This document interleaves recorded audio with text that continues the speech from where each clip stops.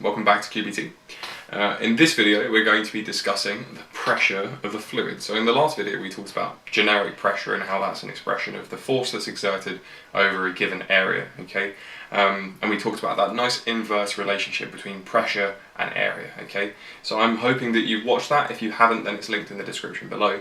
But for today we're going to be discussing the pressure of a fluid. And when you're under a fluid, under a column of fluid, the pressure that's exerted on you is a little bit different.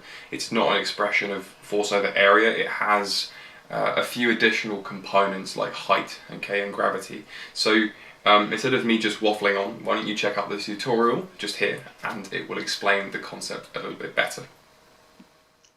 Okay, so let's take a look at this tutorial.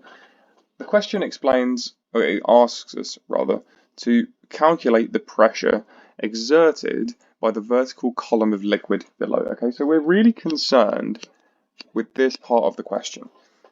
It asks us to calculate the pressure exerted by a liquid, okay, and the equation that we use is different than our generic pressure equation, right? Our generic pressure equation is pressure is equal to force divided by area, okay, but that is not relevant to pressure being exerted by a liquid.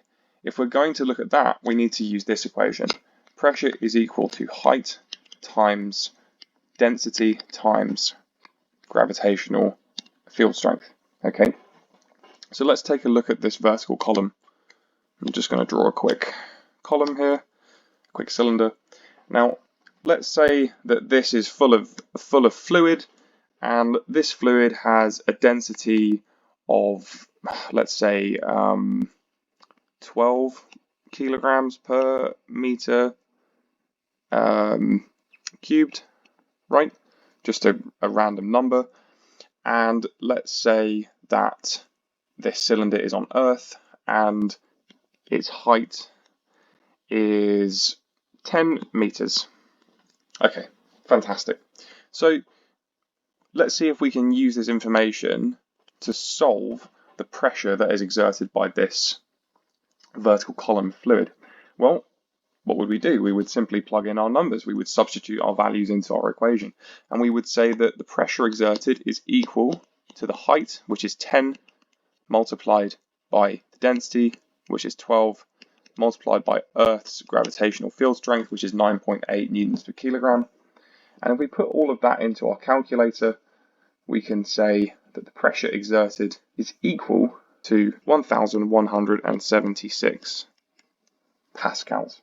Okay, now an important thing to note here is that my height is in meters and my density is in kilograms per meter cubed. Okay, now it's crucial that you convert everything into standardized units first and that you take into account the gravitational field strength that you've been given. Okay, for example, if they gave you the moon's gravitational field strength, you'd have to use that and not the Earth's. Okay, but if it's not explicitly given to you, you can assume that you're using a value of 9.8. Okay, but that is how we're going to use our equation here to calculate this question. Okay, so I'm hoping that was helpful and that you now understand how the pressure that's exerted by a fluid is different to the pressure that we experience in everyday life, okay, when we're just walking around on land. As always, please like and subscribe. It really helps the channel grow and helps us get more physics content to you guys. But in the meantime, I will see you in our next video. Okay, bye.